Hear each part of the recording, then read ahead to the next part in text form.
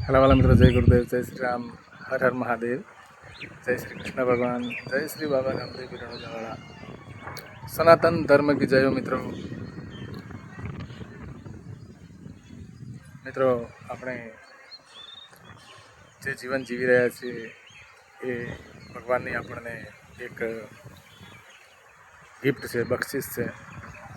અને ભગવાને આપણને જીવન ખાસ તો આપણે સંસાર બી ચલાવવાનો છે, વ્યવહાર બી ચલાવવાનો છે અને હરિનું ભજન પણ કરવાનું છે. કેમ કે ભગવાનનું નામ લીધું હશે ને તો એ ભવિષ્યમાં કામ લાગશે. કેમ કે આત્મા મરતો નથી મિત્રો. આપણે સમય થાય 60, 70, 80 વર્ષ, વધારે 85, પણ 60 પછીના પછી બધા વર્ષો આપણે હાલી ચાલી ના શકીએ. 60-70 વર્ષની જિંદગી છે આપણે. પછી આપણે સૌ કોઈને કહ્યું છે ને કે હરી ભજવાનું ચોગડ્યું તને હરી ફરી નહીં મળે, માટે ભગવાનનું નામ લઈ લે. શું? કેમ કે આત્મા મરતો નથી. આત્મા આપણું શરીરમાંથી છૂટે અને શરીર આપણું અહીંયા પડ્યું અને આત્મા આપણો જે છે એ બીજે અવતાર ધારણ કર્યું છે મિત્રો. એવું ગીતામાં કહ્યું છે ભગવાન, અને સંતો પણ કહે છે, આ પુરાવા પણ છે આપણા શાસ્ત્રોમાં અને ઋષિમુનિની વાણીમાં પણ એવા પુરાવા છે મિત્રો કે આત્મા મરતો નથી. અને આત્મા આપણું શરીર આપણામાંથી નીકળે અને આપણે અહીંયા પડ્યું હોય શરીર, હજી આપણે એને અગ્નિદાન આપ્યો અને સમાધિ આપતો સમાધિ આપી ના હોય ને તે બીજી અવતાર લે છે મિત્રો. પણ કઈ રીતે કે કર્મના અનુસંધાન, જેવું આપણે જીવન પર કર્મ કર્યું હોય એવો અવતાર મળે છે. સારું કર્મ કર્યું હોય તો સારો અવતાર, મનુષ્યનો અવતાર મળે છે ફરીથી. અને ભગવાનનું નામ ભક્તિ કરતા હોય અને હરિભજન કરતા હોય, નીતિ નિયમથી જીવન જીવતા હોય તો આપણે જ્યાં હોઈએ એનાથી પણ સારી જગ્યાએ ભગવાન અવતાર આપે છે મિત્રો. તો આત્મા અમર છે, અજર છે, અવિનાશી છે. એનો વિનાશ નથી મિત્રો. શું દેખાય છે શરીર એનો નાશ છે, પણ જે નથી દેખાતો આત્મા એનો નાશ નથી. અને આત્મા દેખાતો નથી પણ આત્માની જ કિંમત છે. આ શરીર અહીંયા અંદર આત્મા છે તાર એની કિંમત છે મિત્રો. અને એમાંથી આત્મા આપણો જતો રહે એટલે પછી આ શરીરની કોઈ કિંમત રહેતી નથી મિત્રો. તરત એને આપણે કહીએ છીએ કે જલ્દી એનો નિકાલ કરો અને એને જલ્દી પછી એને અટતા પણ નથી. કહે છે ને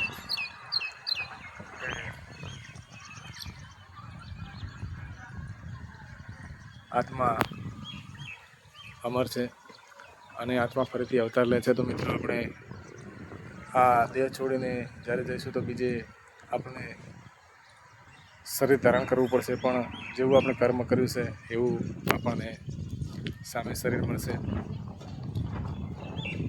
માટે સંતો કહે છે કે હરિનું ભજન કરી લે. ઊંચા ઊંચા મહેલ બનાવ્યા, આવા ફાલ્યા ફૂલ્યા ફરવું છે, એ મહેલામાં કોણ માલશે? આખર તારે મરવું છે. ગમેલા ઊંચા મહેલ હોય, 5 માળની બિલ્ડિંગ હોય, 10 માળનો બંગલો હોય મિત્રો, સમય આ આપણે જવાનું છે. સંતો આપણને સમજાવે છે કે હરિનું ભજન જ સાચું છે.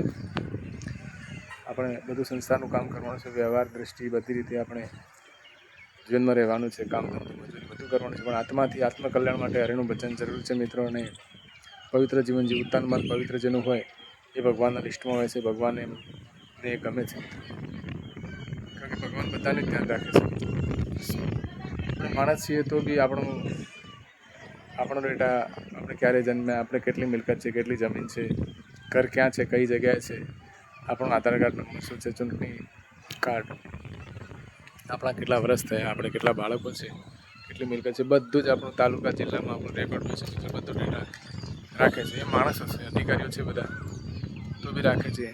અને ભગવાન તો એ દુનિયાનો માલિક છે, તો એની જોડે આપણો ડેટા પૂરેપૂરો હોય છે મિત્રો. આપણે શું કરીએ છીએ દિવસે ઉઠીને, શરીરથી, મનથી શું વિચારીએ છીએ, વાણી શું બોલીએ છીએ, બધી જ ભગવાન ધ્યાન રાખે છે. અને ત્યાં આપણું બધું રેકોર્ડિંગ થયેલું છે મિત્રો.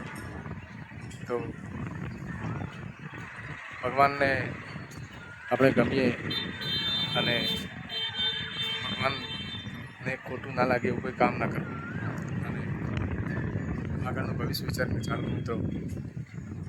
માટે કહ્યું છે કે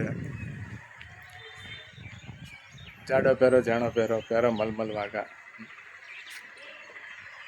ગમે તેવા કપડાં પહેરો, મલમલ પહેરો, પણ સમય હરિ ભગવાનનું નામ જ કામ લાગશે મિત્રો. એટલે જે પ્રભુનું સ્મરણ કર્યું અને ભગવાનનું નામ લીધું છે એટલું આપણે મજરે આવશે મિત્રો. તો હરિનું નામ લઈએ, આપણે ધંધો કરીએ, કામ કરીએ. આગે ધંધા પીછે ધંધા, ધંધે મેં ધ્યાન લગાએ વહી સાહેબ કા બંધા. ધંધો ભલે શરીરથી ગમે તે કરતા હોય મિત્રો, પણ આત્માથી નામ લઈ શકાય છે. તો આપણે ભગવાનને ગમે એવું જીવન જીવીશું અને ભગવાનની નજરમાં આપણે આવીએ એવું આપણે જીવન જીવીશું. તો આ સાથે સૌને જય ગુરુદેવ, જય શ્રી રામ, હર હર મહાદેવ, જય શ્રી કૃષ્ણ ભગવાન, જય શ્રી બાબા રામદેવ પીર રણુજાવાળા, સનાતન ધર્મ કી જય હો.